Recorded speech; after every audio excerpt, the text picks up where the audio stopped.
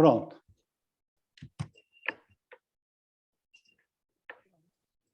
Boa noite a todos. Em nome da comissão da biblioteca, do Núcleo de Psicanálise de Marília e Região, quero agradecer a todos presentes, principalmente a esses que estão chegando pela primeira vez conhecer o Núcleo, tá? E em especial, e a todos vocês que estão aqui, em especial ao Inácio Paim, né, com o lançamento do livro Racismo por uma Psicanálise Implicada. Agora eu vou passar a palavra à presidente do Núcleo, a Cibele, para depois a gente continuar. Boa noite a todos. Muito obrigada pela presença de todos vocês.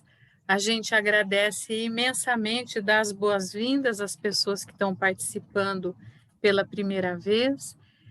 E eu queria, então, cumprimentar a Ângela pelo trabalho que ela está desenvolvendo na biblioteca, que está sendo muito interessante, muito atrativo, junto com a comissão dela.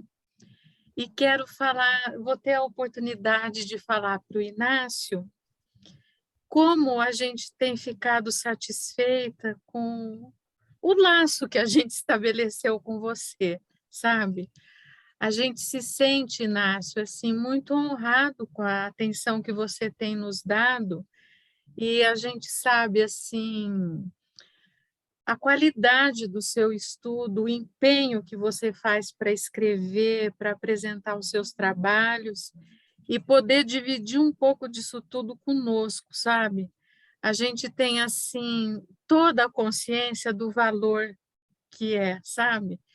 E a gente estabeleceu uma ligação assim, que nós temos nos sentido muito à vontade com você, sabe?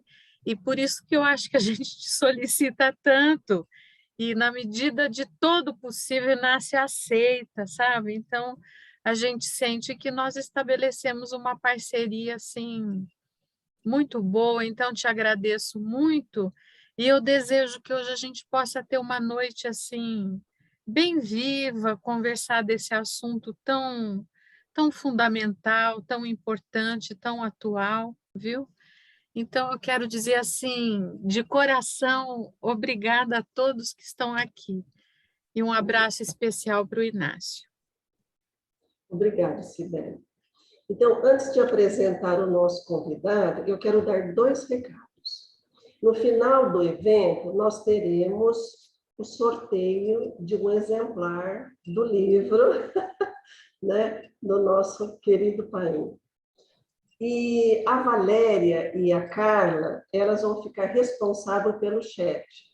Então, vocês podem fazer perguntas, escrever as perguntas, ou levantar a mãozinha para se dirigir diretamente ao Inácio. Então, vamos lá.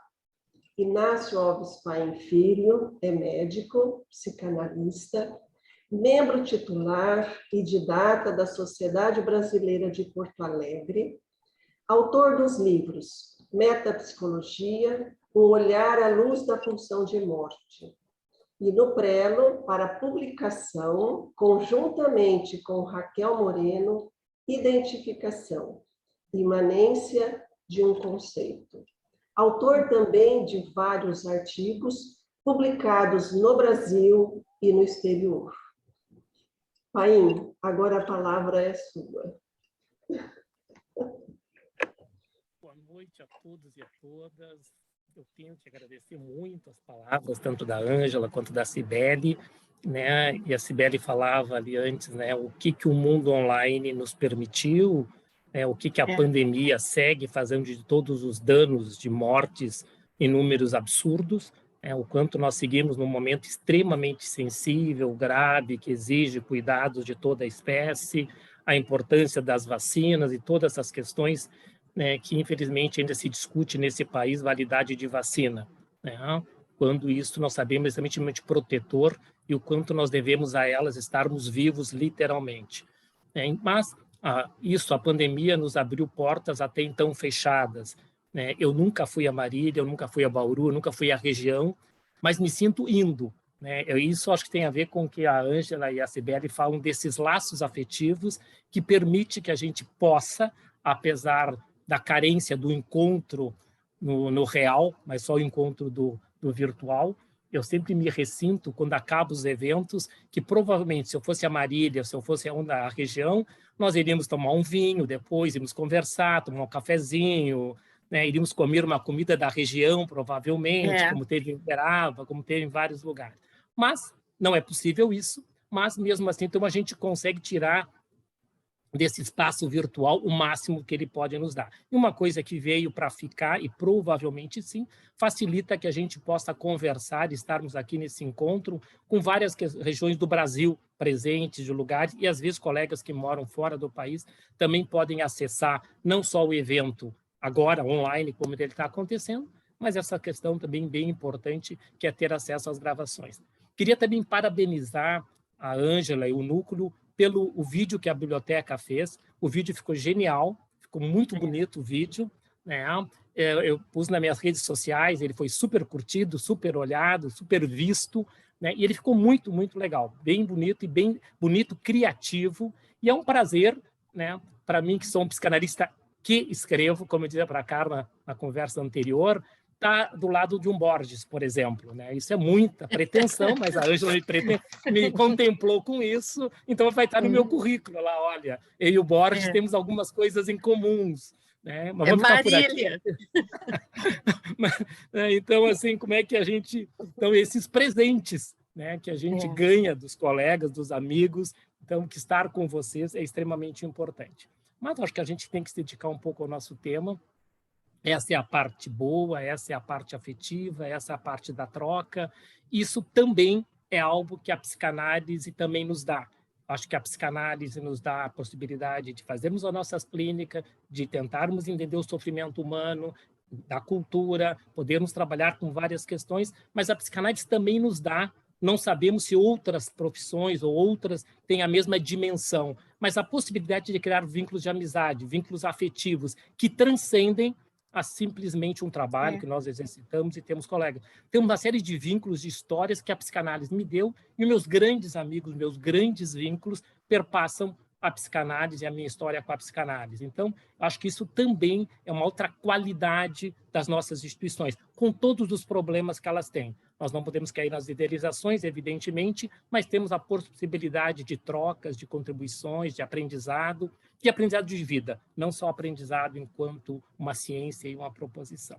Bom, a nossa temática, falar sobre racismo a partir de algumas ideias que eu esbocei no livro. Eu, normalmente, quando tenho falado do meu livro nos vários espaços, eu faço um recorte, né, de uma fala aí que eu não quero que seja maior que 30 minutos. Inclusive, Ângela, tu pode me avisar quando chegar perto dos 30 minutos, porque eu quero parar e quero que a gente possa trocar, conversar. A pretensão é sempre de um lugar de start, ainda mais para essa questão que ainda é uma questão pouco conhecida no universo psicanalítico das nossas instituições, algo que nós temos que conversar, que nós temos que trocar e que nós temos, usando aí, parafraseando o livro, temos que nos implicar. Implicar não só escutando, mas refletindo e trazendo questões para que a gente possa conversar junto. Mas, normalmente, o meu grande foco, quando eu falo sobre essas questões, é trazer a questão da psicanálise e as instituições psicanalísticas. A psicanálise e a questão do racismo dentro do universo psicanalítico. Esse tem sido o meu grande foco, é o meu carro-chefe, digamos assim, dessa coisa ampla, evidentemente, que é o racismo dito estrutural, que a maioria de nós já leu, já viu, né, o Silvio Almeida como grande referência, o livro dele é um livro clássico, já que merece ser lido e relido por todos nós, mesmo que o Silvio, evidentemente, não seja um psicanalista, doutor em Direito, Filosofia, etc., mas nos dá um aporte para pensar essas questões. Mas, então, o meu recorte sempre vem nesse sentido. Mas, evidentemente, numa semana marcada como essa, que não é uma semana nova, é uma semana que repete uma velha história, o assassinato de homens negros. Né? Isso vocês vão ler, vão ouvir, isso é lugar comum, né? Essa violência, isso que é dito desde muito tempo, né? Que é o genocídio do povo negro. Isso vem acontecendo historicamente de forma dramática e intensa, principalmente pós-abolição da escravatura. Lembre que, pós a abolição da escravatura, toda essa população negra, que era responsável por manter a estrutura social, econômica e política desse país, construindo essa riqueza desse país, essa população negra, em especial os homens, passaram a ser um problema que o Brasil queria eliminar, queria e trabalhou e segue trabalhando para esse genocídio, para se livrar dessa população. Então, essa semana, eu me senti um pouco... quando vi o documentário do ano passado, eu sempre tenho que situar no tempo e no espaço. A pandemia me deixou sempre um pouco perdido no tempo e no espaço. Se houver equívocos de data dos 2020, 2021 e 2022, vocês me corrijam que provavelmente... Mas no ano passado, 2021, nós tivemos aquele documentário, que é um filme, mas um documentário, eu digo pela veracidade, que é Os Dois Estranhos. E Os Dois Estranhos, quem não viu, recomendo que veja, Os Dois Estranhos vai trabalhar uma temática extremamente conhecida por nós. Sonhos traumáticos, compulsão à repetição, a eterna repetição do mesmo. Ele é um documentário de 30 minutos que consegue contar a história desses assassinatos perpetrados pelo Estado, historicamente lá nos Estados Unidos, mas não diferente da realidade brasileira. Então, Os Dois Estranhos é o sujeito, então, que vai morrendo ao final de cada uma daquelas cenas, porque ele não encontra a saída. A morte está determinada. Então, essa semana, com esses dois grandes assassinatos, eu me senti um pouco como Carter, o personagem negro do filme que é assassinado no final de cada cena, de cada sonho de repetição, nesses episódios, desses dois homens negros assassinados brutalmente, de formas que a imprensa que divulgou, que trouxe à cena essas questões dramáticas, essas questões extremamente tensas. Lembrem, assim, que todo esse movimento, de forma mais contundente, em termos de Brasil, ele começou de forma mais explícita e que nos tirou, nós, psicanalistas, das nossas instituições, nos tirou do silêncio, nos tirou da omissão, nos tirou da convivência com toda a questão do racismo, foi ali 2020, o famoso episódio do George Floyd, lá nos Estados Unidos, que começou não, um movimento que já existia desde 2013, Vidas Negras Importam. Desde 2013, esse movimento vinha batalhando, trazendo toda a questão da morte em forma intensa e significativa da população negra, que surge, então, esse slogan, que é uma tentativa de pressionar com todas as formas contra o assassinato da população negra. Então, Vidas Negras Importam, mas ela atinge proporções intensas e importantes, e por várias questões que a gente pode discutir, de forma muito mais intensa, que, em parte, nós podemos falar que tem a ver com toda a força do movimento negro, mas, além da força do movimento negro, tem a ver com toda a possibilidade que os meios virtuais, as gravações, os celulares, etc., permitiu que essas questões que sempre existiram ficassem muito mais em versões discutíveis, não foi bem assim, para termos versões diretas de como é que foram as cenas, de como é que se deram os episódios, como é que o Moço morreu, espancado, literalmente espancado, ou como é que aquele homem chegando em casa, no seu condomínio, o sujeito mata e depois pergunta para o Durval quem é ele, pergunta depois de morto, depois de terceiro tiro. Então, esses vários episódios nos jogam naquilo que o Carter sofre e que o documentário retrata de forma fantástica pela precisão de uma história que nós, negros, conhecemos. Nós, negros, conhecemos, e o Durval traduz isso. Mexer na mochila para um homem negro é se pôr numa área altamente vulnerável, diferente de qualquer homem branco ou uma mulher branca se fosse mexer na mochila. Simplesmente, o Carter, em alguma das cenas do filme, ele tenta tirar o capuz, porque um homem negro de casaco e de capuz é alvo certo para que, se acontecer alguma coisa, vai ter uma descarga importante e significativa. Então, todos esses episódios, todas essas questões importantes e significativas, isso revela, mais do que nunca, algo sabido, mas que a população negra vivia, sabia, vive se protegendo desses locais, e que a população branca, até esses episódios, passava-se como se isso não lhe dissesse respeito. Toda vez que a gente vai falar de racismo, nós temos que falar do agente causal. E o agente causal, nós temos para trazer à cena, o que vários pensadores têm trazido, a questão da branquitude. Nós temos que trazer à cena quem inventou, gestou, proliferou e mantém toda essa lógica racista que foi inventada século XV, século XVI, século XIX, toda essa problemática da racialização do povo africano, que determinou todo o processo de escravidão, todo esse racismo na escravidão e todo o racismo pós-escravidão. Então, toda essa lógica, todo esse processo que foi inventado, numa linguagem ampla, nós sabemos, pelo homem branco europeu por excelência. O homem branco europeu, ele inventa esse lugar e inventa o lugar do subalterno. Inventa o lugar, num primeiro tempo, lá, para justificar a escravidão. Lembrem, a população negra era vista como não humano. A coisificação que legitimou todo o processo de escravocrata, todo o processo dos escravizados, todo o processo onde vai haver toda uma união dos meios de capitais, vai haver uma união da igreja, com todo o seu trabalho também de domesticação, de cristalização das questões do cristianismo em prol de destruir toda uma cultura, né? Toda a cultura, né, que eles tentaram destruir, toda a cultura africana, todo o modo de ser da cultura africana e, evidentemente, da cultura indígena das Américas, né? Das Américas do Norte, ou da América Latina, ou da América do Sul, que foi toda ela destruída por esse, né, tanto que falar de branquitude, racismo e colonização, hoje são temáticas que nós, no universo psicanalítico, começamos a conversar com maior desenvoltura. Começamos a olhar com mais carinho por essas questões, porque hoje nós temos consciência, e se não temos, vamos ter que ter, na nossa omissão histórica, do que nós não queríamos saber, do que não nos dizia respeito. Eu tenho dito em vários lugares, não a psicanálise. A psicanálise é formada por quem? Pelos psicanalistas, pelos pensadores da psicanálise.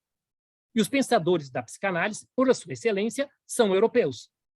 Nós somos herdeiros, desde Freud, Viena, né, a escola francesa e a escola inglesa, tem grande importância na identidade e na formação dos psicanalistas no mundo inteiro.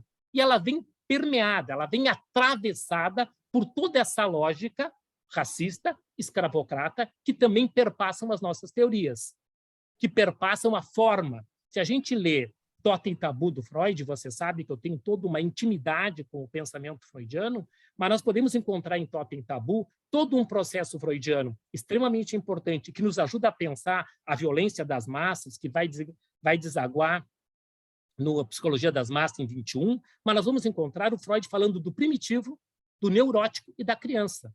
Quando ele traz o primitivo ali, ele está trazendo o primitivo como se o homem primitivo, que ele está se remetendo ao homem africano, ao homem das Américas, e os australianos, os aborígenes, como ele diz lá no texto. Ele parte do pressuposto que aquela cultura é inferior à cultura europeia.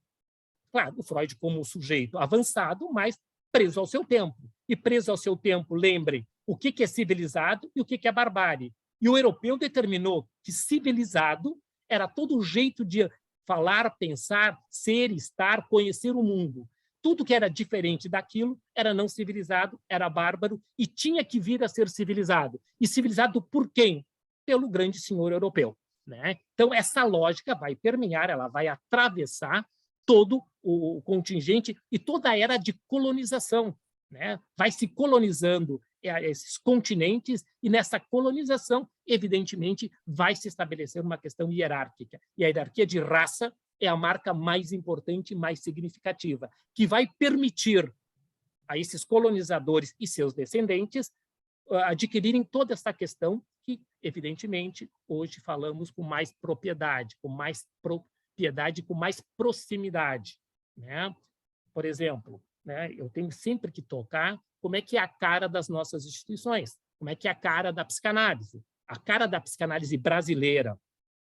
Estou falando sempre das instituições às quais a gente está vinculado, né? As instituições pelas quais eu conheço pessoalmente, conheço os colegas. Qual é a cara das nossas instituições? A cara das nossas instituições, ela é quase que 100% branca, né? Se nós chegarmos aí 98,9%, chegamos sempre bem. Sempre digo, a FEBRAPS, que é uma das instituições que a maioria de nós faz parte a partir das suas sociedades, hoje ela tem em torno de 2.500 membros, entre candidatos em formação e colegas já concluídos as suas formações. De 2.500, nós numa pesquisa informal que fizemos o ano passado, não chegamos a 10 negros autodeclarados. Né? Hoje, talvez um número um pouquinho maior, no Rio entrou alguns colegas agora no esquema das ações afirmativas, Porto Alegre, a minha sociedade, está começando a entrar alguns colegas agora em março, mas em torno de 10, se vocês quiserem extrapolar, vamos por 20, mas nós não chegamos a 1% da população de psicanalistas em 85 anos de história, ou, se vocês quiserem, 86. E quando eu pego esse período, eu estou pegando São Paulo, que a maioria dos colegas do núcleo que fizeram formação em São Paulo. São Paulo, em termos de instituição, é a instituição mais antiga do Brasil e uma das mais antigas da América Latina. Sabemos também que começa com a Virgínia Bicudo, mulher negra, a primeira figura importante e significativa, que foi também branqueada num processo importante de toda essa concepção racista. Como é que a gente vai manter? Como é que a gente vai legitimar um lugar de um negro como um pensador?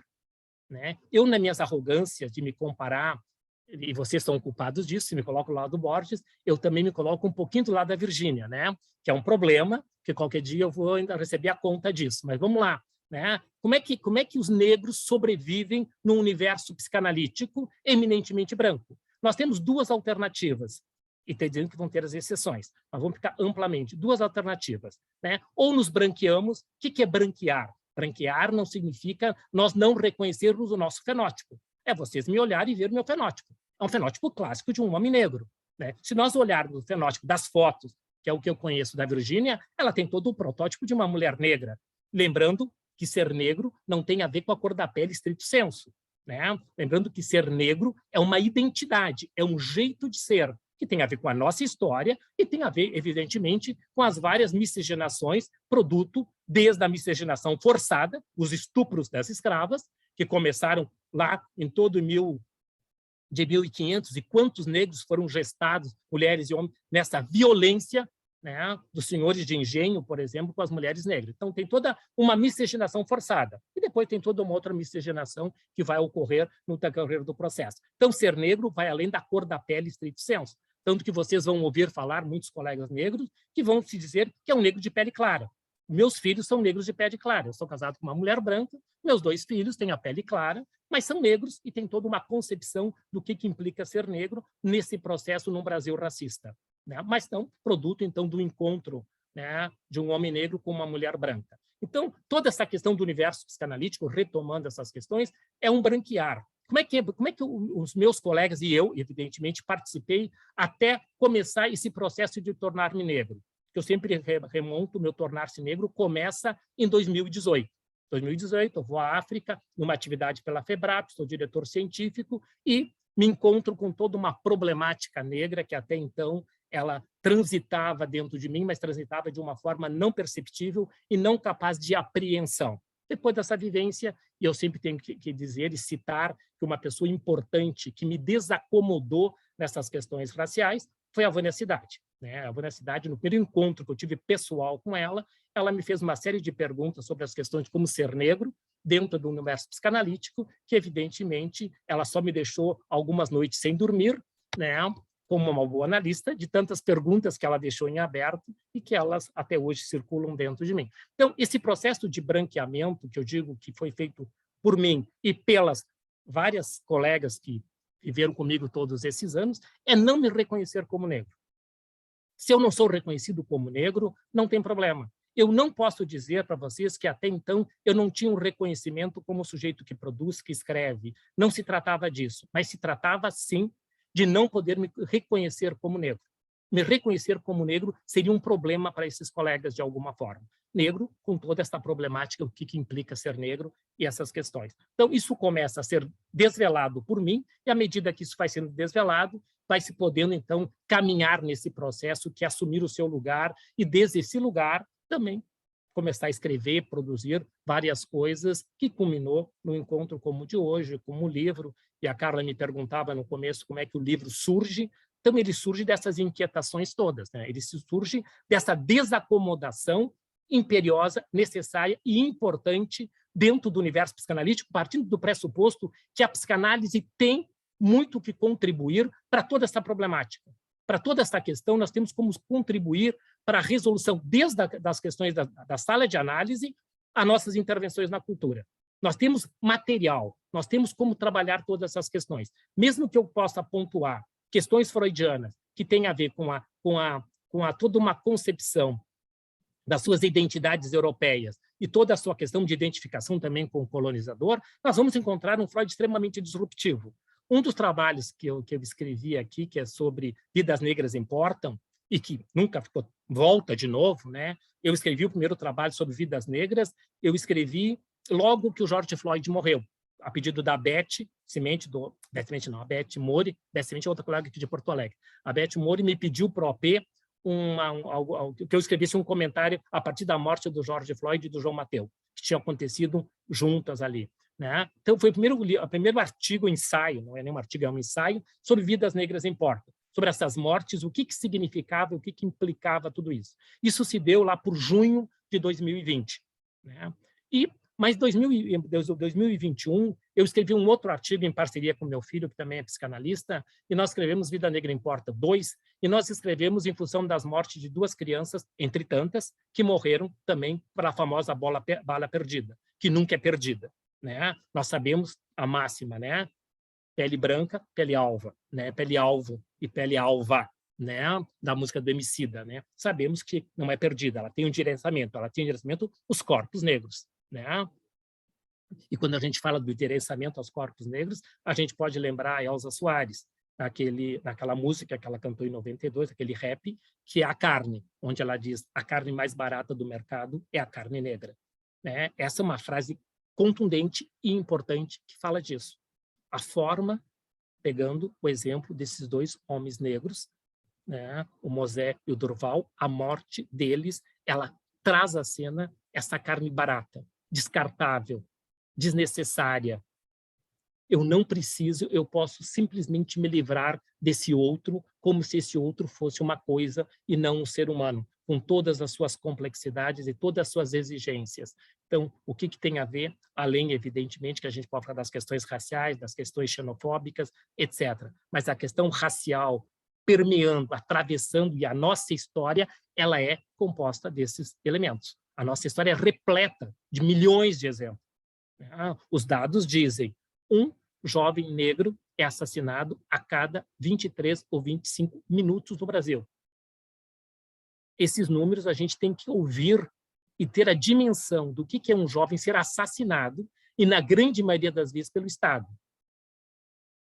pelos representantes do Estado, seja a polícia, seja um sargento da Marinha, seja a polícia que se omite de N coisas, seja as invasões dos territórios amplamente ocupados pela população negra. Então, nós vamos encontrando essas questões importantes e significativas. Mas esse segundo artigo que está no livro, que é Vidas Negras Importam, e a gente vai trabalhar, a gente vai conversar com um trabalho do Freud que eu recomendo que vocês releiam, né? Que é o trabalho do Freud de 32, publicado em 33, que é Por que a Guerra? Que são 2 cartas, uma carta do Einstein para ele, do Freud para o Einstein. O Freud vai fazer uma costura extremamente importante entre direito e violência. Então, e nós usamos parte dessa conversa do Freud, nós retomamos para falarmos dessa questão da violência. E o que o Freud diz, que o direito, ele normalmente é gestado por poucos para legislar sobre muitos. E, evidentemente, nós sabemos quem é que fazem as leis. Quem fazem as leis são os homens e mulheres brancas, principalmente os homens brancos. E fazem essas leis para quem? Tem uma frase em que diz: ordem para o negro, progresso para o branco. Essa frase ela é fantástica, eu não lembro de quem é, mas parte da bandeira nacional: ordem e progresso, ordem para o negro, progresso para o branco. Então, essa junção, isso está posto nesses processos. Toda vez que um negro ousar, de alguma forma, questionar o status quo, ele está numa situação de vulnerabilidade muito maior. Pelo Estado, principalmente um Estado racista, com todas essas questões. Então, esse texto do Freud, O Porquê a Guerra, evidentemente, ele está se remontando, e a pergunta, que é o porquê a guerra, foi feita no meio ali do que estava por acontecer a Segunda Grande Guerra, né? Quando se faz essa... Agora, nós podemos pensar essa guerra em tempos de paz, entre aspas, porque de paz não tem nada, né? Porque essa violência indiscriminada. Eu lembro que quando eu lancei o livro em 2021, em maio de 2021, se não foi no mesmo dia, foi um dia anterior, deu toda aquela tragédia de Jacarezinho. Quantas pessoas foram mortas pelo Estado? Se não me engano, eu lancei numa quarta-feira, uma quinta, não me lembro, mas sei que 1 ou 2 dias antes, ali, tinha acontecido isso. E quando hoje eu fico impressionado, porque eu estou falando sobre o lançamento do meu livro, praticamente 1 ano depois, não é 1 ano aí, nós estamos de mortes de novo. E quantas mortes nós tivemos? E quantas vezes nós, psicanalistas, nos posicionamos em relação a isso? Nos posicionamos enquanto ser, enquanto instituição, com essa violência desgarrada, essa destrutividade sem fronteiras que abarca, e não é privilégio ou particularidade do Rio de Janeiro, em todos os lugares. Vocês mesmos sabem que em 2020, eu não vou dar umas datas, mas acho que foi 2020, no Dia da Consciência Negra, foi assassinado também, aos moldes muito parecidos, a socos e pontapés, um negro no supermercado do Carrefour, o Beto, aqui em Porto Alegre. Novembro de 2020, se eu não me engano, no Dia da Consciência Negra, 19/20 ali, nós estávamos com o Congresso dos Países de Língua Portuguesa, inclusive fizemos toda uma carta de protesto em questão a essas questões, e as histórias seguem acontecendo, né? O que vem para referendar o quanto não importam vidas negras, né? E nesse importar, aí vamos de novo trazer para nós e para as nossas instituições, né? O quanto as nossas instituições estão dispostas, né, a encarar essa questão do racismo mais além da conversa, mais além disso que nós estamos fazendo aqui, que é extremamente importante, que é extremamente significativo. Nós temos que conversar, evidentemente, mas nós temos que nos perguntar como é que a gente vai propiciar mudança na escuta psicanalítica de todos nós.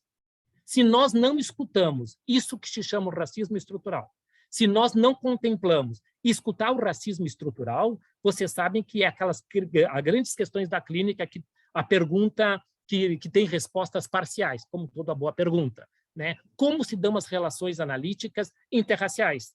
Como se dão as relações de analista branco com analisando negro? Como se dão as relações de analisando negro, analista negro com analisando os brancos, né? Quantos de nós trabalha com os nossos analisando os brancos o seu racismo, o seu império da branquitude? Provavelmente, salvo exceções de sujeitos racistas de uma forma muito gritante, né, aquilo que o Lourenço Cardoso chama a branquitude acrítica, é o cara que ataca diretamente o negro, diz que não gosta, desqualifica, isso que a gente vê muitas vezes na imprensa. Isso são as questões gritantes que estão postas ali, etc. Tem toda uma questão individual e coletiva, né? Esse sujeito é emergente de um grupo que denuncia algo que é de toda a população branca e que emerge, qualquer um sabe, em dinâmica de grupo, o que emerge nesses sujeitos. Mas nós temos que pensar mais além, né? A violência das mortes, né, como vimos, né, do Mose e do Durval, óbvio, como vimos no Jacarezinho, como vimos no George Floyd, João Mateus, o Beto, números, podemos ter uma quantidade incomensurável de nomes. Além dessa violência genocida direta, mas tem toda uma outra violência que sustenta isso. E essa violência está posta dentro das nossas instituições psicanalíticas. Está desde o momento que ninguém se perguntava até então, até aí 2020, quando essa pergunta passa a ser feita, e tenho claro que eu sou uma das pessoas, junto com a Vânia, que vamos fazendo essa pergunta, que é justamente aonde estão os negros nas nossas instituições. Por que não existe a população negra dentro das instituições? Seja de formação de psicanálise, no sentido amplo da palavra, seja a formação psicoterápica, seja nos cursos, por que elas não estão? Por que elas não têm acesso?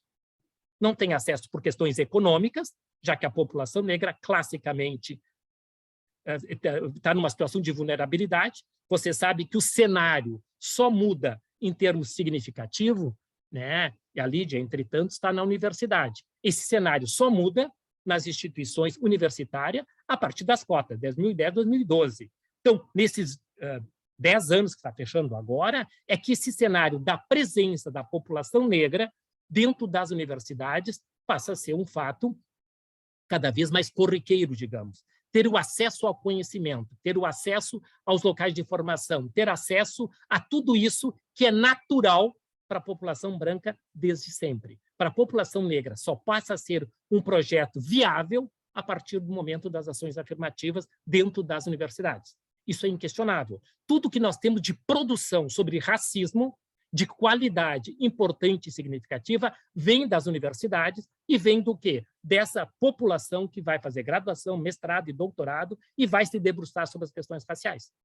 Importantes e significativas, né? Desde a própria Virgínia, que vai ser a primeira dissertação de mestrado sobre questões raciais, lá em 45, depois podemos vir para Neuza Santos, depois podemos vir para Lélia Gonzalez, pensando o universo psi e suas interações. Depois vão ter toda uma outra população mais jovem, contemporânea, que está aí produzindo, fazendo a psicanálise se repensar, né? As nossas instituições se repensarem, né? Porque o silêncio e a omissão, tem silêncio, tem omissão, e lembre, tem conivência com o sistema racista brasileiro.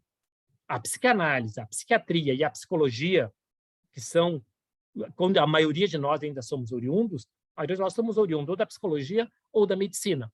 Claro, e tem a pessoal vindo do que chamamos leigos amplamente. Mas a grande maioria vem desses dois grandes segmentos. E esses dois grandes segmentos propiciaram o quê? Propiciaram toda uma teoria para o racismo científico. E o racismo científico, não pense que ele desapareceu e ele é algo lá do início do século XX. Não, isso é o que a gente gostaria, né? O darwinismo social, ele não é algo que está posto e desapareceu. Se o negacionismo está presente, né? Não só o negacionismo do racismo, e que tem autoridades desse país, diz que nós não somos um país racista, evidentemente, ao dizer isso, é um descalabro, porque ele se recusa a olhar todos esse cenário. Isso que eu dei só a amostra, e não sou o sujeito que seja um profundo conhecedor das questões racistas desse país, né? Então, só amostras nós teríamos disso, quando, então, diz que isso não existe. Então, todo o racismo científico que nasce justamente, em termos de Brasil, né, nessa transição entre o regime escravocrata e a República dita democrática brasileira, que não é democrática para o povo negro, não é.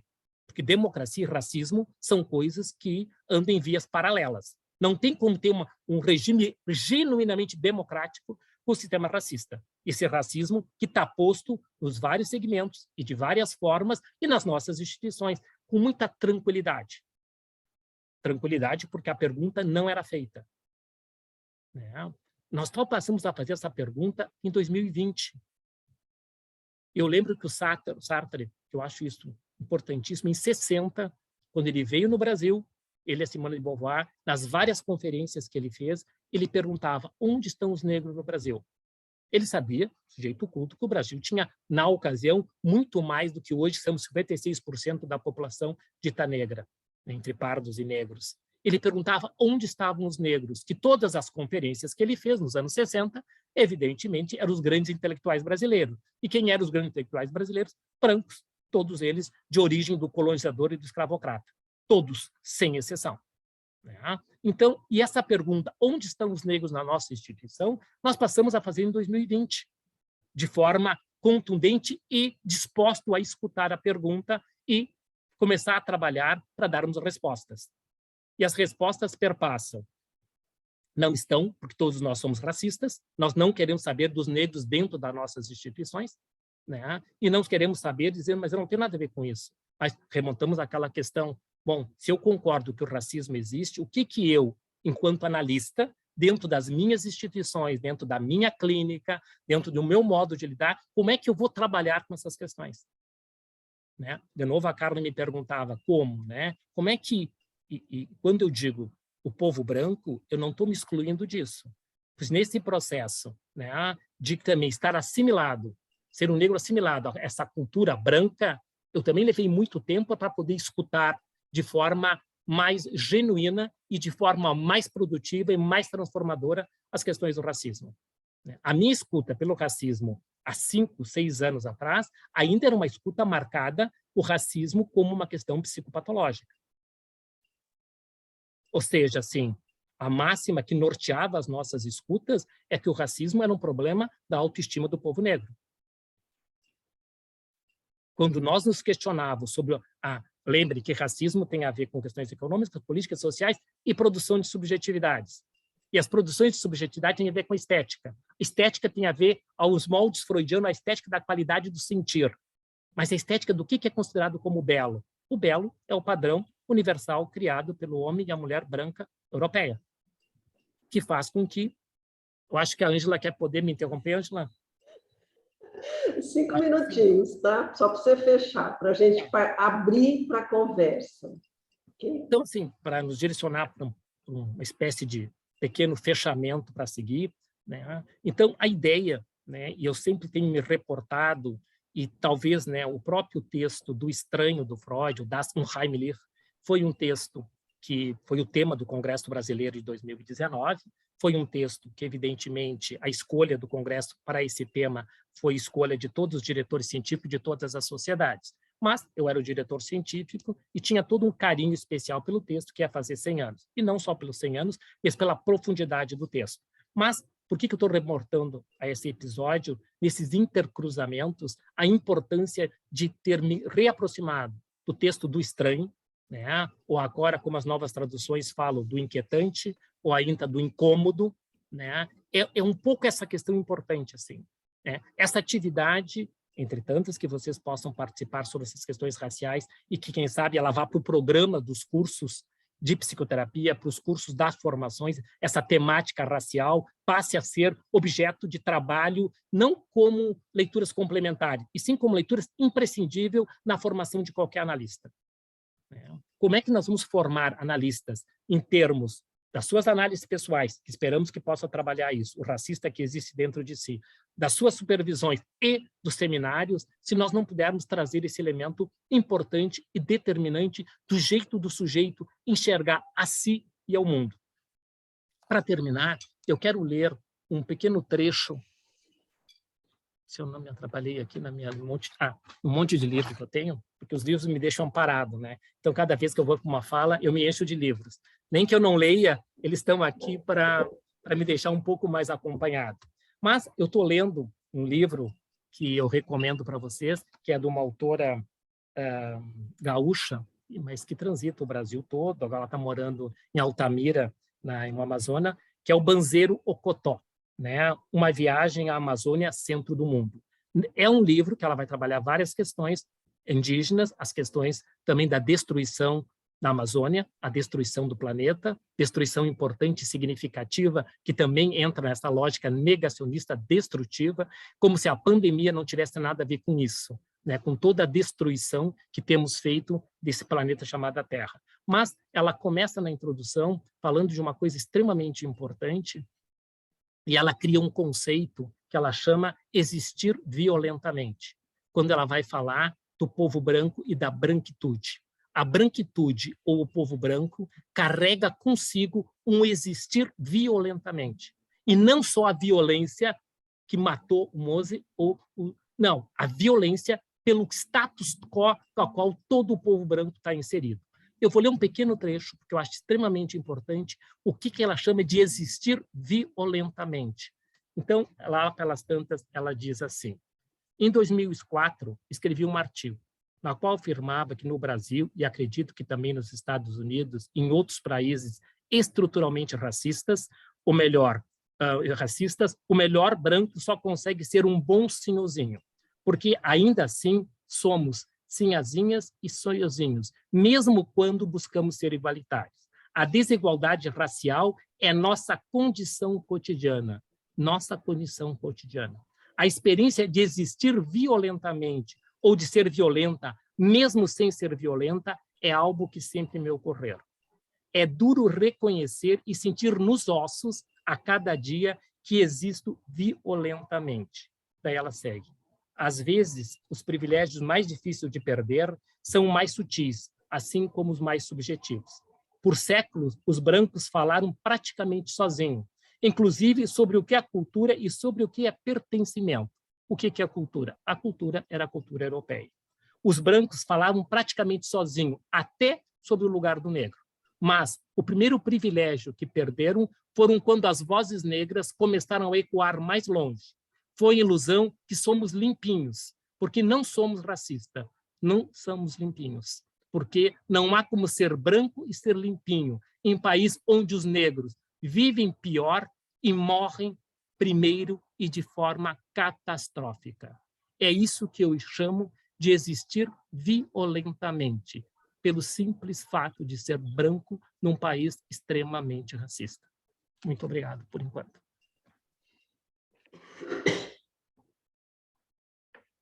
Eu quero dizer boa noite, Alicia, seja bem-vinda ao Núcleo, um prazer tê-la aqui, viu? Enorme. Tá? Então, agora está aberta, né, para a gente aproveitar e conversar sobre esse assunto tão importante, né?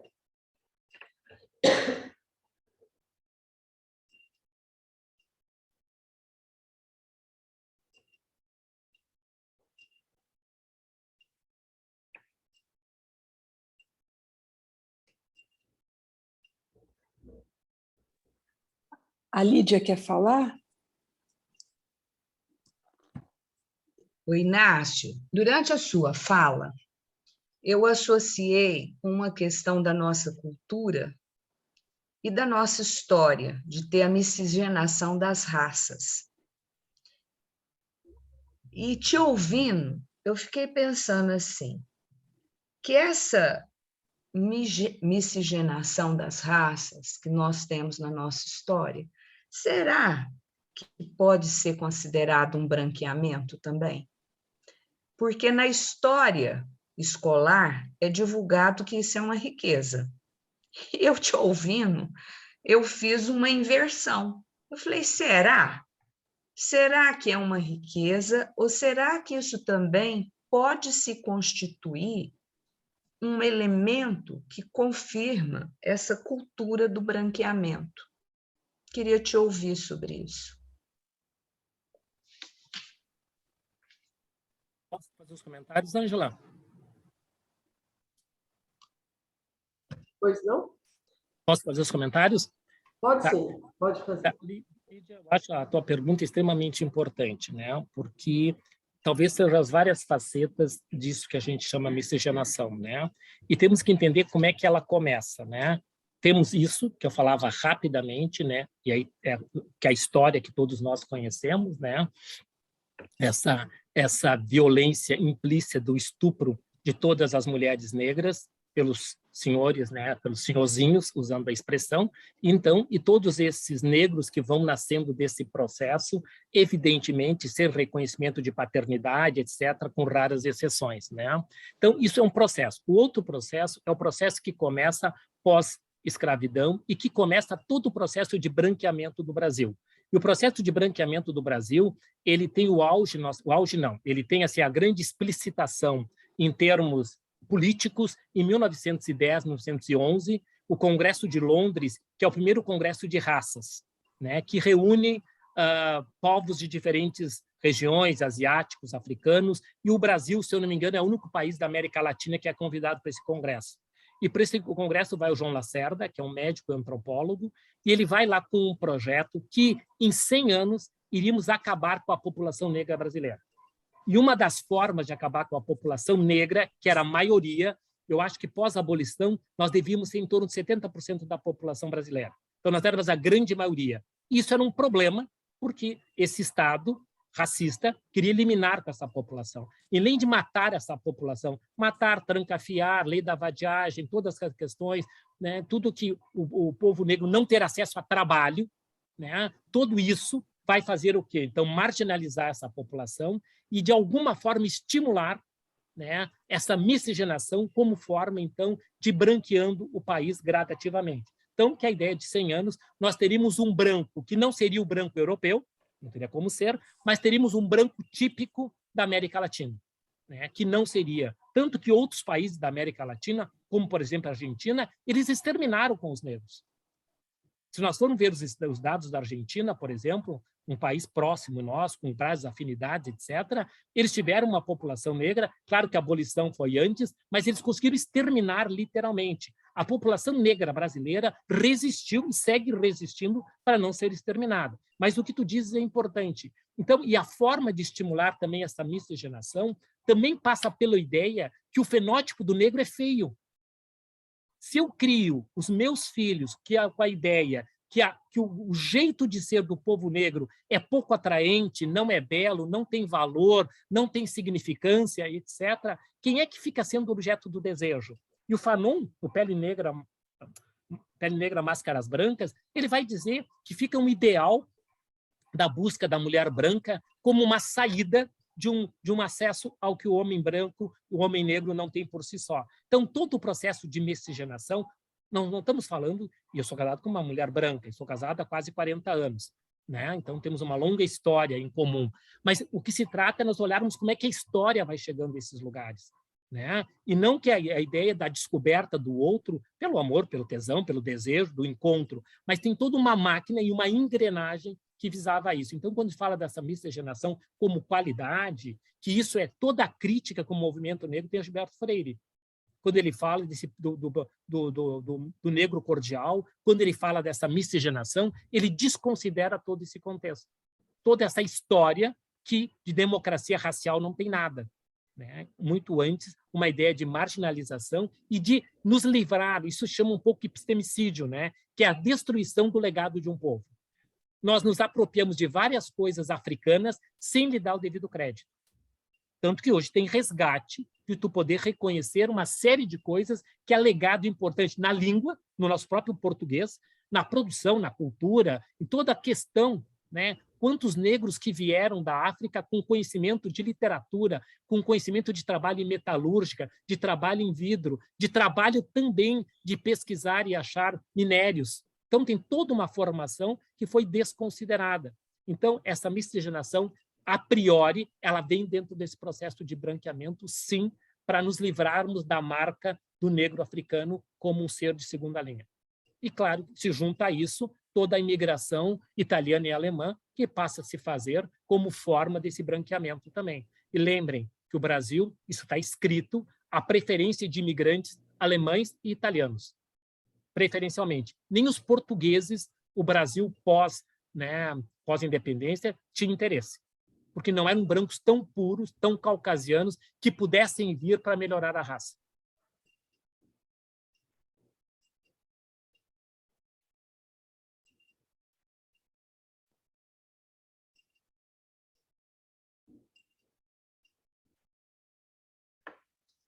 Quem está inscrito agora é o Luiz Fernando. Quer falar, Luiz Fernando?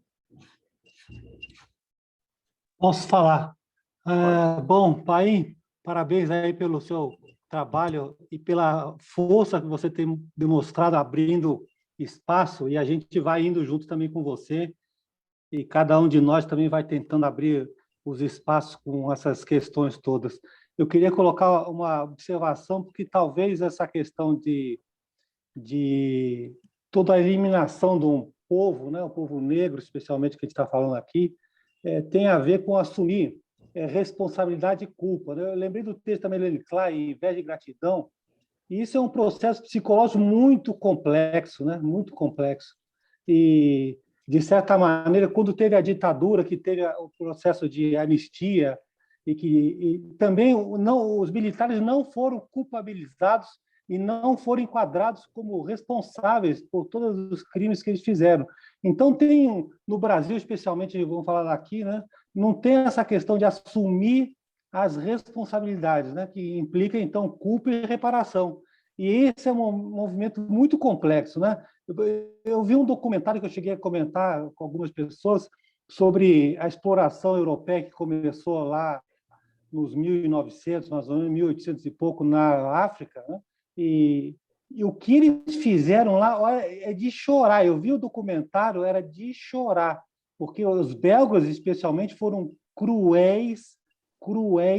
Eles arrancavam pedaços dos corpos, mãos, braços, porque os negros não tinham a produtividade que eles queriam que tivesse. Olha, então, eu acho que o Brasil, por exemplo, deveria assumir culpa e responsabilidades com os países africanos, pedir desculpa publicamente e ressarcir de algum jeito que pudesse ser, porque foi, olha, então eu queria só observar com você o que você poderia falar dessa questão de culpa e reparação, que é muito complicado de cada um de nós. Você falou os brancos, né? Então eu me coloco no meio também responsáveis de algum jeito por essa situação de violência e desigualdade. Muito obrigado, viu, Inácio? que tu traz é extremamente importante. Nós podemos ver isso, né, em relação, né, a toda essa questão, né? E hoje ou ontem, né, que vai um pouco de toda a questão danosa do colonizador, né? Que é e os mais variados colonizador, e todo colonizador ele não tem nada de benérito, né? Ele vem para acabar com o outro e para tirar o máximo possível. Não existe colonização que não se faça dessa forma, né? Inclusive, a falácia é dizer, se nós não viéssemos, esses povos não civilizados não sobreviveriam, né? Que é o inverso. Tu está falando, né? Inclusive aí dessa questão importante do Congo, por exemplo, que viveu essas coisas dramáticas. Para citar um exemplo, né? Para citar um exemplo, é importante que a gente cita o Congo, a gente possa falar de Moçambique, a gente pode falar dos nossos irmãos em termos de colonização, para que a gente não faça uma outra questão extremamente de epistemicídio, é tratar a África como se ela fosse um país. E a África não é um país, a África é um continente com uma dezena de países, como a América Latina, né? Com todos os países que nos conhecemos, e com culturas diferentes, com línguas diferentes e com formas de lidar diferentes. Então, toda essa lógica, inclusive, né, nós temos uma particularidade que nós deveríamos repensar, né? O nome do nosso país é o nome de uma das grandes questões que o colonizador destruiu parte das nossas florestas com o pau-brasil. Né? Então, começa que cada vez que a gente cita o nome do nosso país, nós somos nomeados pela destruição, sem critérios, da forma que foi feita com o pau-brasil. Claro, um elemento em milhões de exemplos, mas o nome que a gente perpetua, aquilo que Freud diz, o nome de um homem é extremamente importante, é a sua própria essência. Ele diz a importância do nome de um homem. Então, parafraseando, a importância de um nome de um país, de uma cultura, de uma sociedade, de um núcleo, o nome que nós damos, quando vocês põem Marília e região, isso tem uma questão importante para vocês, uma questão simbólica e uma questão inclusiva, provavelmente, eu estou interpretando, né? Marília e região, vocês poderiam pôr Marília, ponto, e estaria bem. Acho que a ideia é agregar toda uma região e etc. Por quê? Porque o nome é importante. Se não fosse importante, é só um nome. Não. Acho que uma forma como nomeamos, estamos dizendo uma série de coisas subjetiva e objetiva, e nós, enquanto psicanalistas, não podemos nos furtar disso. Então, e também acho que, assim como toda a questão de um governo, porque o governo brasileiro ele só começa a assumir essa responsabilidade que tu está dizendo, e que esse texto kleiniano é extremamente importante, né? Culpa e reparação, não basta ter culpa ou vergonha e não ter movimentos reparatórios. Ficar com vergonha, culpado, ok, o que eu faço com isso? Né? Porque, digamos assim, de culpados o inferno está cheio. Agora, o que eu faço a partir da culpa é a grande questão. E isso também se remete às nossas instituições. A IPA também foi conivente, enquanto instituição maior que nos alberga a todos nós. Ela foi conivente com toda essa lógica racista, que agora ela começa também a trabalhar e fazer uma série de movimentos para sair desse lugar e se ocupar, sim, né? Nós conseguimos agora que um comitê se formasse na IPA para tratar as questões raciais diretas, não só as questões do que remete às questões do povo judeu.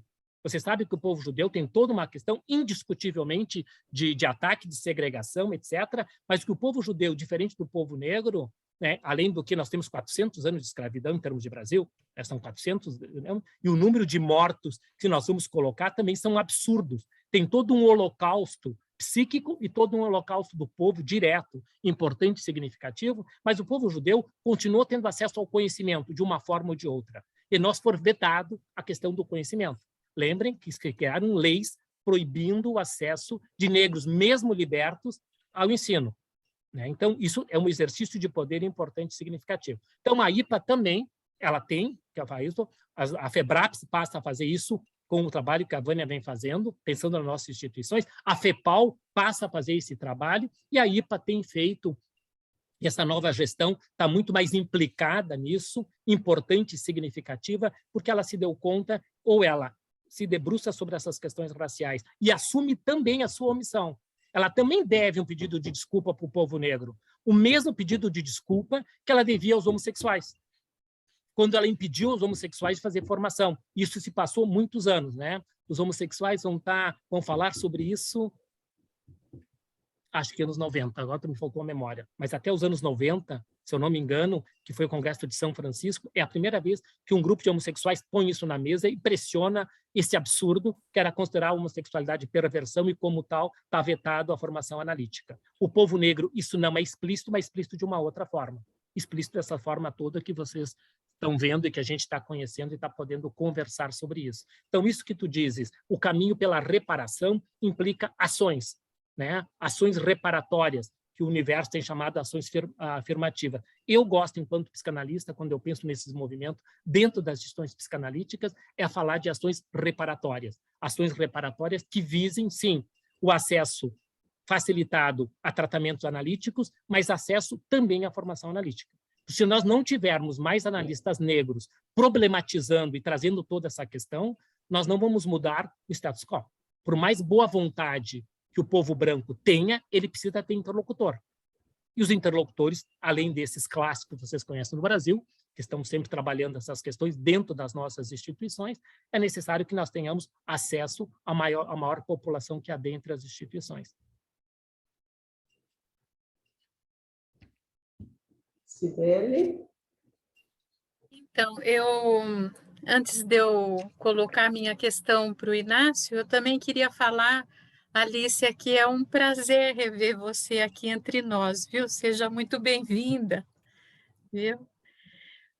Inácio, tão importante tudo que você abre, né? E eu fiquei pensando nessa questão do existir violentamente, e fiquei pensando na composição da cena analítica. Se tivermos um analista branco e um analisando negro, é um cenário que se compõe, que na transferência e na contratransferência tem séculos de emoções ali. E a minha pergunta para você é assim, não seria um existir violento se essa questão não fosse falada? Se passasse como se fosse uma análise que não se toca nisso, né? É como se não existisse. Então, eu acho que fica sem voz séculos de dor, né? E como abrir, né, esse assunto se a pessoa... quem dá o primeiro passo, quem espera que seja quebrado um silêncio, né? Sim, eu acho que isso Pode responder, né? que temos discutido, que tem vários espaços. Eu fiz um prefácio de um livro que se chama Escuta Analítica nas Relações Raciais, né? Então tem trabalhos interessantes, tem trabalho do Jurandir Freire, tem trabalho do Christian Dunker, da Fabiola, da Renali, né?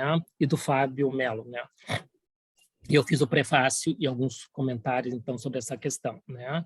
E essa questão que tu trazes, assim, Cibele, é extremamente importante, assim, como é que vai se escutar? Porque a questão racial, ela sempre está ali, né? É que nem nós dizemos assim, a transferência sempre está posta. Se a gente vai interpretar, não vai a transferência, quanto a transferência, ela sempre está ali presente. Como cada um vai lidar com ela, vai administrar, vai intervir, são as várias escolas, formas, estilos dos analistas, mas ela sempre está presente, né? A questão racial, ela sempre vai estar presente. Nesse exemplo que nós estamos vendo de um analisando negro e um analista branco, né? Então, isso eu tenho usado o termo da Janine, eu acho, que é o mundo sobrepostos, né? Que é o trabalho Janine dela. Puget. Janine Puget, isso, né? Me deu um branco aqui, da Janine Mundo Sobrepostos, né? Que fala da violência, etc., que está submetido ambos, né? Eu trago isso para a questão racial e aí tem o mundo sobrepostos, né? Mundo sobrepostos porque é o encontro geracional, nós pegarmos geracional, né? De dois grandes elementos, né? De um herdeiro do colonizador escravocrata, que são todos os brancos, são herdeiros do colonizador escravocrata, né? E nós negros, herdeiros de sermos escravizados e temos que sair desse lugar. Então, isso vai se reatualizar no sétimo. Não tem como se reatualizar. Transferência já é um exercício de poder por si só. E esse exercício de poder que se estabelece nesse lugar, ele é muito mais intenso e muito mais dramático, que vai exigir, principalmente, porque a grande queixa que vocês vão ouvir à medida que essa temática passa a ser falada, então, nos mais variados espaços, a maioria da população negra se diz que não se sente escutado pelos analistas brancos, que consegue ser escutado até ali, e a partir dali, a escuta do analista fica totalmente obliterada. E alguns analisandos que que estão trabalhando mais essas questões raciais, dizem, olha, de repente a minha análise vira um processo de letramento racial. Eu vou ter que estar explicando para o meu analista coisas que ele deveria se virar para saber se ele está querendo se implicar com esse outro.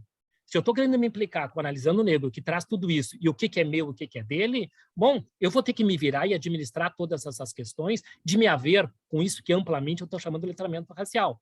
Né? O que é meu, o que implica esses lugares, como é que eu vou poder abrir a porta para que isso possa ser falado, como é que eu vou suportar, né? Ter que reconhecer, e se eu não reconheço enquanto analista em mim, esse racista que me habita, e me habita de uma forma intensa, como ali o existir violentamente, ele existe, ele está posto, eu já trago isso.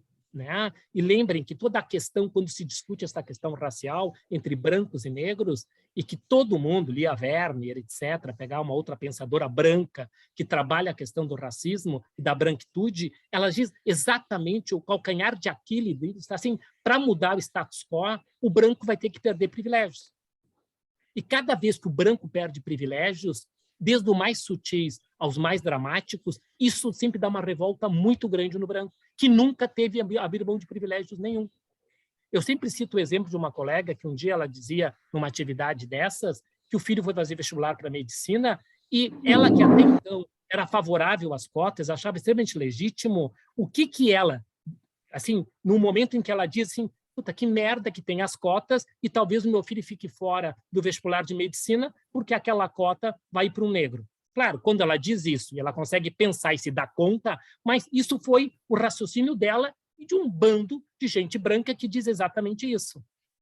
Que está perdendo algo que é seu de direito. Mas como assim perdendo algo que é seu de direito? A frase tem que ser assim, mas quem é que deu esse direito? Quem lesou quem? Né? Eu estou escrevendo um trabalho, eu digo, os filhos fazem coisas com os pais que são bem interessantes. Né? O meu filho me convidou para escrever um livro sobre o Pantera Negra, né? Que tem uma edição que saiu em 2018 ou 2019, né? Uma versão de um personagem negro que tem todo um contexto. Né? Então, ele me convidou para escrever sobre o Pantera e, evidentemente, abordar as questões racistas. E por que eu lembrei agora, além de falar do meu filho, tá, narcisicamente, o que ele me traz ali naquela cena? Uma das questões é uma questão extremamente importante, que é a grande discussão que se tem quando se abre essas questões analíticas. Assim, se nós temos como resolver as questões do racismo sem passar pela violência, se a palavra vai ter como dar conta dessa questão racista estrutural de 500 anos de história. Essa é a grande pergunta que todo mundo se faz, se a gente for honesto o suficiente. Né? Inclusive o Freud, lá na Porquê da Guerra, ele fala do direito e da violência. Ele diz, o direito ele nasce da violência de muitos ou de poucos, e é nesse processo que vai se constituir o direito.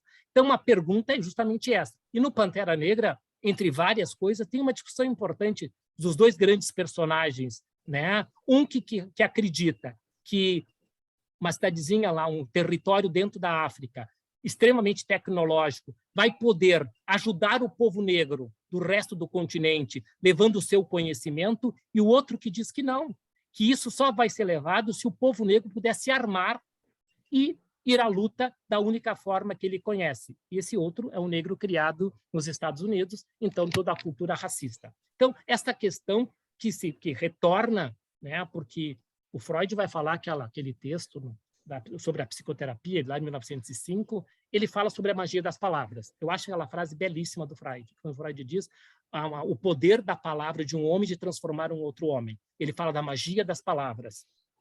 E, evidentemente, uma frase importante tem a ver com o nosso trabalho, com as questões, né? Mas nós vivemos, se nós formos lá as questões raciais, com o assassinato da magia das palavras.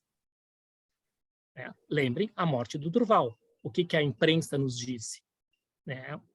Aquele sargento atira 3 tiros, né? Eventualmente o Durval tentou dizer que ele morava ali, etc., mas não foi ouvido. Então é uma prova crucial, né? Quando a gente volta aos Dois Estranhos, o documentário, tem uma cena extremamente importante que o Carter tenta conversar com o policial. Ele tenta contar uma história, ele tenta usar a palavra como instrumento de transformação. E o resultado é o mesmo. Ele é assassinado da mesma forma.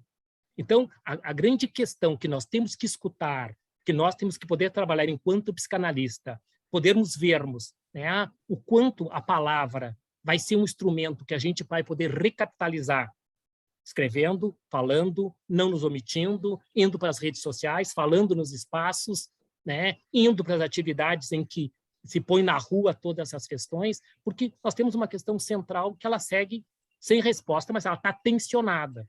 E essa tensão, ela é importante, né? E você sabe que os movimentos negros têm tensionado no sentido de desacomodar todo esse lugar extremamente cômodo que o povo branco vem se mantendo durante esses 500 anos de Brasil. Aí, a Alicia te parabeniza e ela tem o nome do livro, que eu acredito que é o da Uma Viagem à Amazônia. Foi esse o autor e o nome do livro. O Paim, seu som está desligado. Seu som. Desculpa.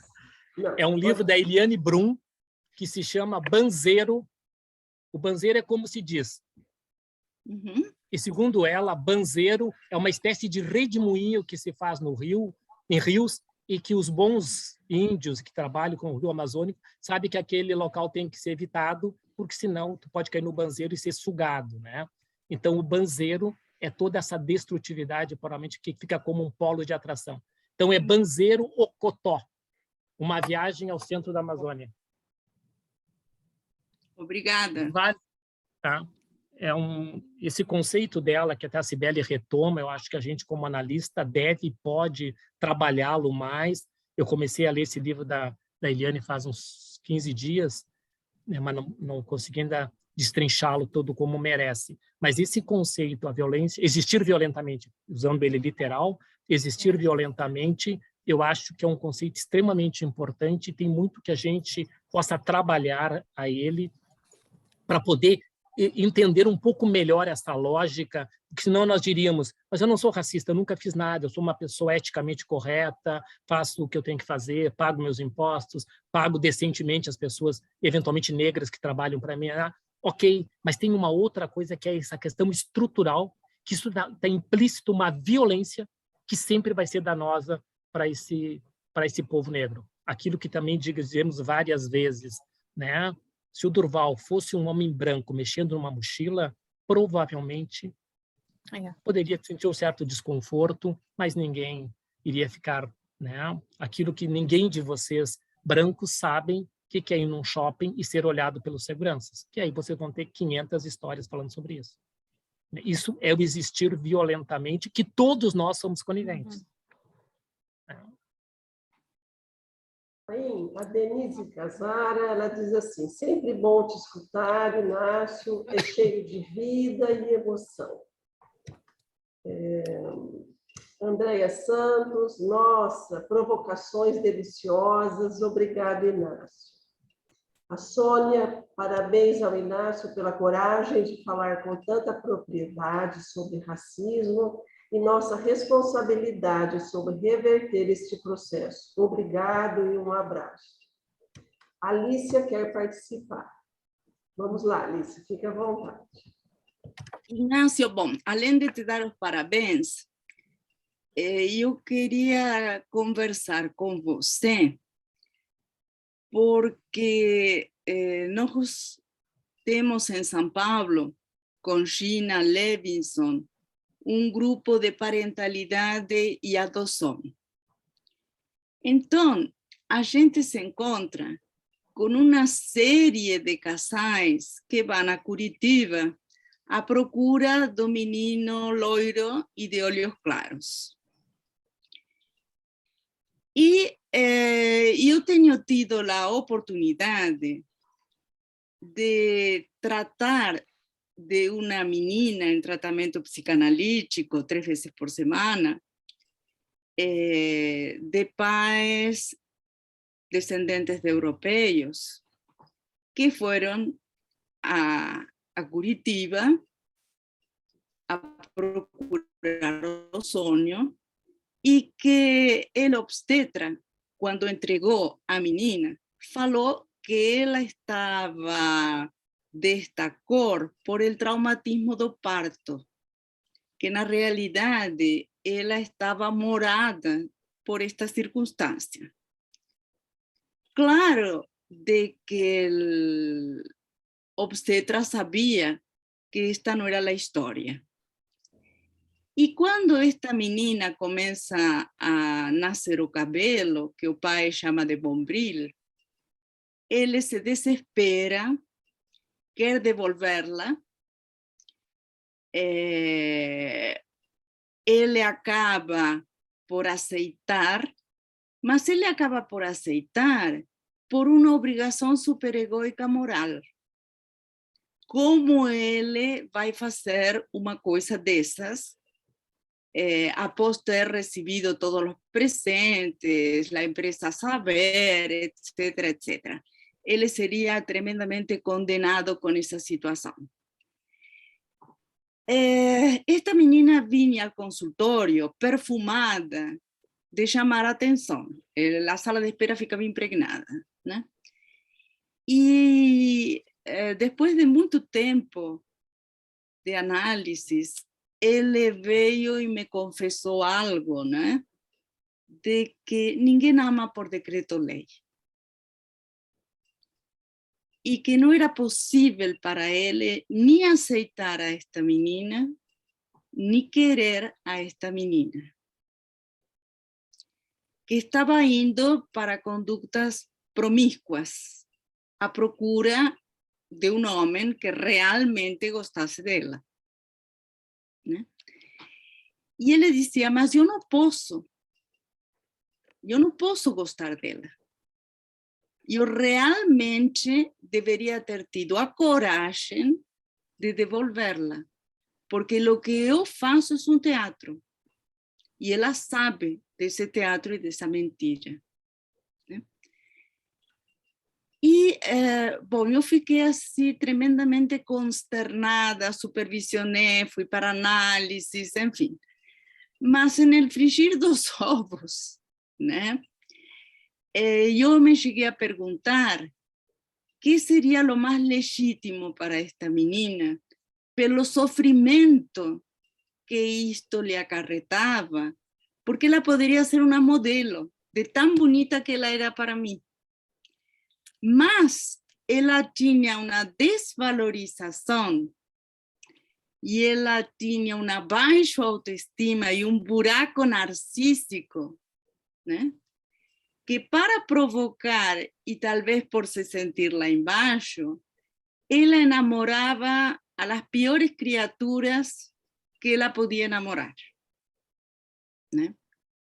Então, nós sabemos que para mudar esta civilização nos vai levar muito tempo. Né? E que es como si la idea del preto está profundamente asociada, como você maravillosamente coloca, en una cuestión de inferioridad, ¿no? Que no tiene a ver pela cor, tiene a ver por todos los preconceitos que fueron colocados en esa cor. Entonces yo quería discutir un poco esto, porque con esto nos encontramos a cada sábado que nos tenemos este grupo. Y una otra sorpresa que nos encontramos también en el proyecto SOS Brasil, que yo los convido a participar, es que curiosamente, ¿no? Trabajando con una situación en Manaus, la mãe branca, casada con un hombre preto, tiene un menino preto que rejeita profundamente por ser preto. Y ella llega a decir que cuando el marido pegó COVID, ella hubiese querido que él se fuese porque ella tenía miedo de voltar a engravidar y poder tener la misma sorpresa. Y ella está casada e diz que ama o marido, né? Então, nós temos questões, né, que são de uma profundidade, de uma gravidade, que me parece que a psicanálise precisa fazer tudo isso, mas que fica curta. Né? Que nós precisamos de uma revolução interdisciplinária, gente.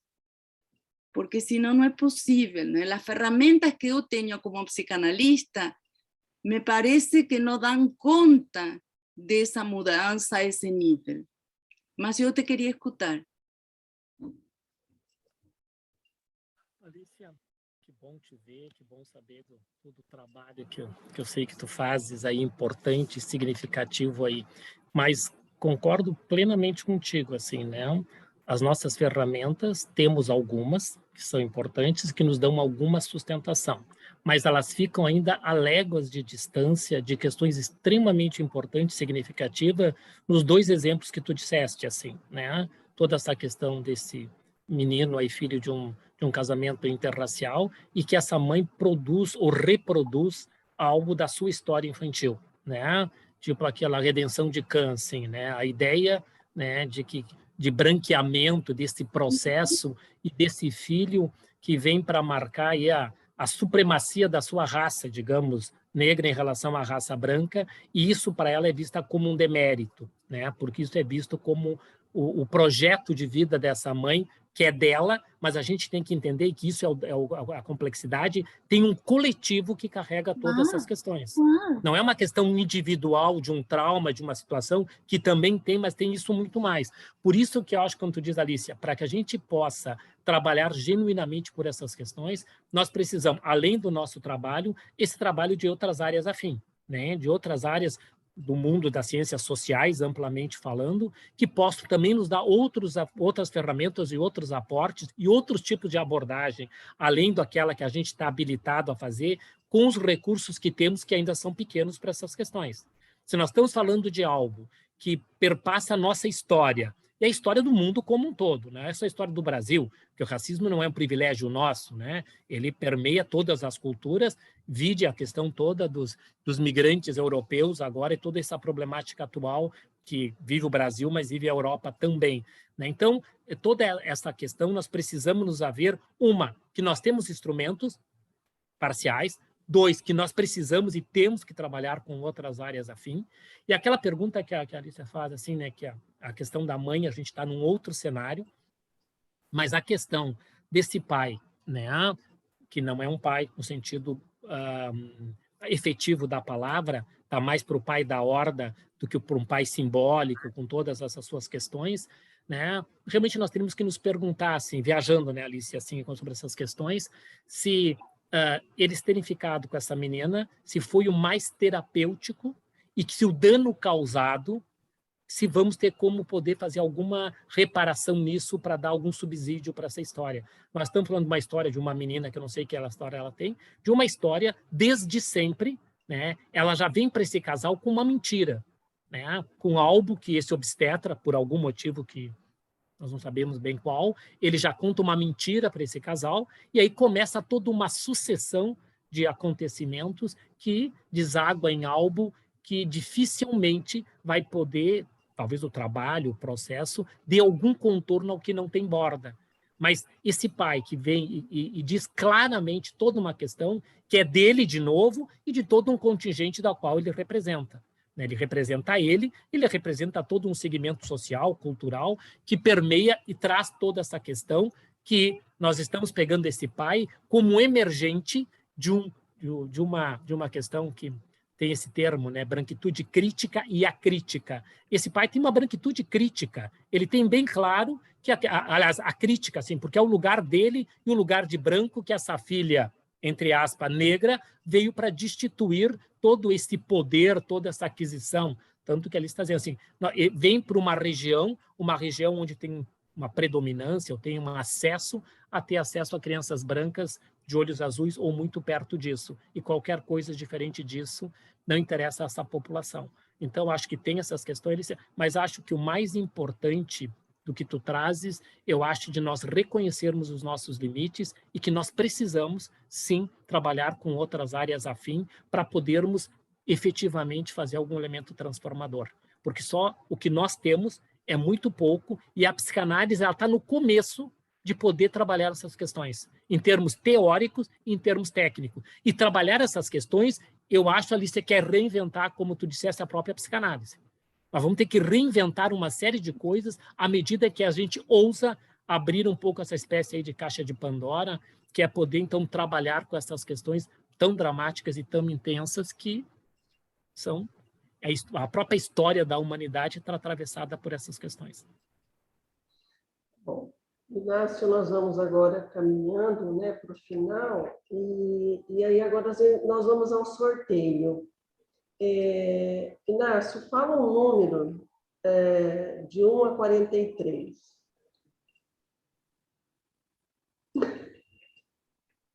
Oi, Inácio. Está sem som.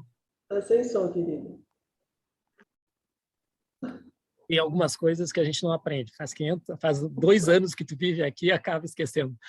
Eu falei 27. 27. Então, as meninas aí vão ajudar para ver quem é o contemplado. A Áurea também te agradece pela oportunidade de ouvi-lo, parabeniza. A Ângela Piccolo também, isso, te agradece, tá? E ela diz, parabéns, Paim, pela sua fala, ouvir você com tanta propriedade sobre o assunto nos faz pensar com maturidade, compreender a dor do outro e assim poder rever conceitos e mudar concepções impostas nas nossas vidas. Né? Ângela Piccolo. Muito obrigado, Paim, é o Evaldo, parabeniza sempre, tá? O Evaldo aqui de Tupã. Então, vamos ver aí. Será que vocês chegaram a um ganhador? Espera, eu posso só dar eu queria fazer um elogio em público, né? E que não sei se é o primeiro trabalho, mas o Evaldo me mandou o trabalho dele. Eu não pude dar retorno, Evaldo, como deveria ter dado lá pelas questões. Mas o teu trabalho está excelente. Eu acho que é o primeiro trabalho de alguém do curso que faz um trabalho sobre essa temática, e vou deixar aí para o pessoal científico que eu adoraria em algum momento ir a Marília para comentar o teu trabalho em uma atividade científica. Acho que é um trabalho que merece, é um trabalho importante, eu acho que vem dentro dessa proposição das instituições psicanalíticas se ocuparem dessa temática, né, de produzir, de escrever, etc., partindo do pressuposto que escrever sobre essas questões não é só para os negros. Escrever sobre racismo, sobre branquitude, é algo que toca a todos nós. E, evidentemente, a famosa frase a lugar de fala, sim, cada um de nós fala desde um lugar, desde a sua história e desde as suas questões. Então, esse lugar é importante e o trabalho do Evaldo merece, em algum momento, se o científico abrir um espaço, eu gostaria de vir a Marília via virtual, ou quem sabe, numa dessas, as fronteiras se abrem e a gente pode fazer presencial. O Evaldo, ele é o nosso aluno que terminou agora o curso de formação, né? O núcleo, ele tem um curso de formação em psicoterapia psicanalítica de 2 anos, né? E o Evaldo, então, terminou o curso ano passado e escreveu um artigo, né? Evaldo, parabéns, viu? Vamos aí conversar com a científica, né? Para poder abrir um espaço, sim, né? Muito bem. O número é Magda Rezende. Opa! Então, você, Magda Rezende, foi a contemplada, né? Eu peço a gentileza de você ligar para o núcleo e dizer se você é de Marília, de que cidade você é, para a gente encaminhar o livro para você, tá bom, Magda? Bom, Paim, estamos chegando ao final. Eu quero deixar as últimas palavras para a Cibele, mas quero, assim, te agradecer pela prontidão que você teve em acolher a nossa proposta. Eu sei que você está saindo de férias, mas você deixou o último dia para o núcleo. Muito, mas eu não tenho como, eu e a comissão, te agradecer por esse presente, por essa noite tão agradável, ok? Cibele, agora é com você. Então, o Paim está saindo em férias e nós estamos começando o ano aqui, as atividades, né? Essa noite foi a primeira do ano, e eu queria te agradecer assim enormemente, porque dá um tom de muito entusiasmo, estudo, trabalho, e esse grupo todo aqui muito participante, a visita da Alícia. Nossa. Então, temos tido noites aqui muito interessantes mesmo, que nos motiva bastante para o ano todo, viu, Paim? E nós gostamos muito que você falou que vem para cá. Vamos ver o que nós vamos combinar com o Evaldo, viu? Então, boa noite a todos vocês, Ângela, e parabéns para você também, tudo que você tem organizado na biblioteca. Quem não assistiu o vídeo, por favor, A comissão, talvez a né? gente possa divulgar ainda mais, mas a Ângela está fazendo um trabalho belíssimo na biblioteca. E eu Então, quero agradecer a aos gente meus te agradece colegas. aqui. Isso. E agradecer, Sibeli, as minhas colegas, a Valéria, a Luciana, a Carla, né, que estamos juntas nesse processo todo. Muito obrigada. Viu? Obrigado. Boa Abraço a noite a todos aí. todos. Boas noite. férias! Boas Boa férias! Obrigado. noite. Vai ser, É. tem que ser. Boas férias. Bom trabalho para Obrigado. vocês, então, durante esse mês que eu vou estar de férias aí, tá? Bom descanso. Obrigado. Tchau, Vou obrigada. desligar aqui, então. Vou desligar a Tchau, gravação tchau. aqui.